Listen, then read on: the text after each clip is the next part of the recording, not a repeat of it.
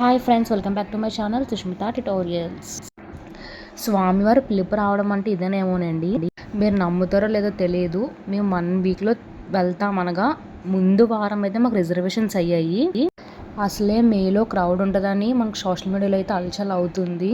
ఆ క్రౌడ్కి భయపడి మేము క్యాన్సిల్ చేసుకుందామా అన్న ఆలోచన వరకు కూడా వెళ్ళిపోయాము. కానీ క్యాన్సిల్ కూడా చేసుకోలేని పరిస్థితి. నిజంగా వెళ్ళిన కాంచి వచ్చే వరకు సిచ్యువేషన్ అయితే చూస్తే నిజంగా స్వామివారి దయ మా మీద ఉన్నది అనిపిస్తుంది.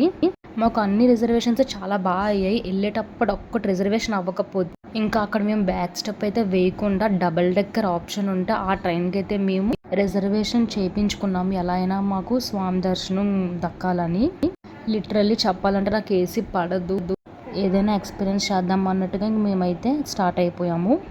మాకైతే ట్రైన్ 11 o'clockకి. మా తమ్ముడు వాళ్ళ ఫ్రెండ్స్ అయితే చాలా హెల్ప్ చేశారు. మా తమ్ముడు అయితే రాలేదు.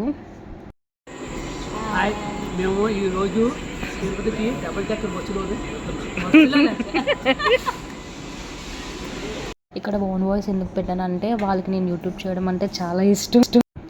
అలానే వాళ్ళు వీడియోలో కనిపించడానికి మాట్లాడడానికి కూడా చాలా ఇష్టపడతారు. వాళ్ళ టాలెంట్ నేనేది కాపాలన్నట్టుగా అలా పెట్టేస్తాను. అప్పుడప్పుడు కూడా వాళ్ళ చేత కూడా వాయిస్ ఓవర్ ఇవ్వడానికి అయితే నేను ప్రయత్నిస్తాను. ఎవరి టాలెంట్ని ఎవరు కూడా ఆపకూడదు. ఒకసారి ఛాన్స్ ఇస్తేనే కదా వాళ్ళ టాలెంట్ని ప్రూవ్ చేసుకోవడానికి అవుతుంది. ఇక్కడైతే ట్రైన్ ఈ విధంగా ఉన్నది. ట్రైన్ మొత్తం కూడా నేను చూపించాను. మొత్తం మనకి 3 పార్ట్స్గా ఉంటుంది. అప్పర్, మిడిల్, లోవర్ అన్నట్టుగా. ఏసీ ఉంటుంది మనకి ట్రైన్లోనే. నెక్స్ట్ మన లగేజెస్ పెట్టుకోవడానికి మనకి చిన్నగా ఉంటుంది కొంచెం. అండ్ ఈ ట్రైన్ వచ్చే ముందు అయితే మేము ఎంత బాగా ఎంజాయ్ చేసాము, ఎంత సరదాగా మాట్లాడుకొని. మా తమ్ముడు వాళ్ళ ఫ్రెండ్స్ వచ్చారు, వాళ్ళు చాలా హెల్ప్ చేస్తారు. వాళ్ళే మాకు డ్రాప్ చేశారు. ఇంకా వాళ్ళతో మాట్లాడుకొని అలా టైంపాస్ అయితే అయిపోయింది. ట్రైన్ వచ్చే టైం కూడా అయిపోయింది. ఇక్కడ ఏమైందంటే మేము కూర్చున్న దగ్గర ట్రైన్ నెంబర్ ఇస్తున్నాడు కానీ భోగి నెంబర్ ఇవ్వలేదు, జనరల్ అని ఇవ్వలేదు. ఇంకా మేము టైం పడుతుందేమో అని చెప్పి అనుకున్నాము. ట్రైన్ యాప్లో చెక్ చేస్తుంటే ట్రైన్ వచ్చేస్తుంది కానీ భోగి నెంబర్ ఇవ్వట్లేదు. ఎందుకైనా మంచిదని చెప్పి మా డాడీ కొంచెం ముందుకెళ్ళి చూసేసరికి భోగి నెంబర్స్ అని రిజర్వేషన్ నెంబర్స్ అని ముందు ఉన్నాయి. 2 minutesలో ఇంకెలా పరిగెట్టామనేది ఇంకా దేవుడికి వదిలేస్తున్నాము. విజయవాడ వ్యూ చూసారు కదా, సూపర్ ఉంటుంది. ఆ గంగా నది చూడడానికైనా సరే నేను అలారం పెట్టుకొని మరి లెగ్చాను. మనకి ట్రైన్లో ఎలాంటి ఫెసిలిటీస్ ఉన్నాయనేది మా డాడీ ఎక్స్ప్లెయిన్ చేస్తున్నారు. అంటే అక్కడ వాయిస్ ఏమి ఇవ్వలేదు, జస్ట్ చూపిస్తున్నారు అంతే. అందుకనే వాయిస్ అయితే కట్ చేశాను. స్లీపర్ లేదు అని ఎక్కడ కూడా మేము ఇబ్బంది పడలేదు. హ్యాపీగా అలా ఎంజాయ్ చేసుకుంటూ ఉన్న టైంను అలా స్పెండ్ చేసాము. ఇంకా ఫైనల్గా తిరుపతి అయితే దగ్గరకు వచ్చేసింది. తిరుపతి ముందు స్టాప్ కదా రేణుగుంట. ఇంకా అలా వీడియో తీసాను. ఇంకా తిరుపతి దగ్గర తీయలేను అని ఫిక్స్ అయిపోయాను. అలానే తీయలేదు కూడా. నేను తీద్దామని ప్రయత్నించాము, వాళ్ళు కంగారు పెట్టేస్తారు. సో అదైతే స్కిప్ అయిపోయింది. ఇదైతే ట్రైన్ దిగిన వెంటనే మేము ముందు ఫ్రెష్ అయ్యి లగేజ్లు పెట్టడానికి అయితే రూమ్ కోసం అయితే వెళ్ళాము. కానీ అక్కడ చాలామంది ఉన్నారు అండ్ అనౌన్స్మెంట్ లేట్ ఉన్నదంటే ఇక్కడ రూమ్స్ అయితే లేవు, వస్తే లేకపోతే రావు అన్నట్టుగా అనౌన్స్మెంట్ అయితే ఇస్తున్నారు. మేము టైం వేస్ట్ చేయకుండా లాకర్ దగ్గరికి అయితే వెళ్ళిపోయాము. లైన్ కట్టేసి ఒక 2 అయితే తీసుకున్నాము. తీసుకొని బ్యాగ్స్ అవి పెట్టేసి ఫుడ్ అయితే తీసుకొని తినేసాము. తెచ్చుకున్న ఫుడ్ లాకర్స్ అయితే మనకి ఈ విధంగా ఉంటాయి.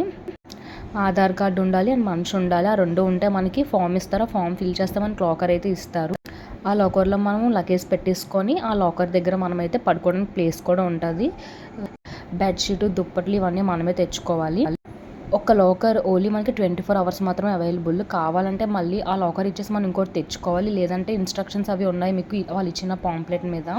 మేమైతే లేట్ చేయకుండా భోజనం అయిపోయిన వెంటనే మంచిగా ఫ్రెష్ అయిపోయి గోవిందరాజు టెంపుల్కి అయితే వెళ్ళిపోయాము. అక్కడ ఫ్రీ లాకర్ అన్నమాట.